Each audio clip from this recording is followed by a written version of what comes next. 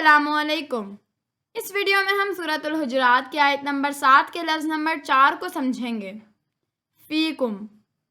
اس کلمے کو اگر توڑا جائے تو یہ فی اور کم پر مشتمل ہے۔ فی کا مطلب ہے میں۔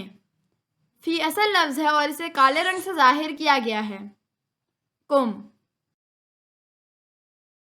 اگر کسی کلمے کے آخر میں کا آ جائے، کی آ جائے، کما آ جائے، کم آ جائے، کننا آ جائے، تننا آ جائے یا تم آ جائے تو ان سب کا مطلب تم ہی ہوگا۔ کم ایک علامت ہے اور اسے سرخ رنگ سے ظاہر کیا گیا ہے۔ لہٰذا فیکم کا مطلب ہے تم میں ہیں۔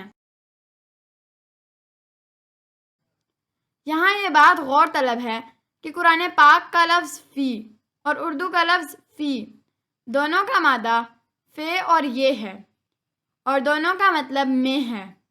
لہٰذا قرآن پاک کا لفظ فی اردو کا لفظ فی بنا ہے۔ اردو میں اس کا ایک استعمال فی الفور بھی ہے۔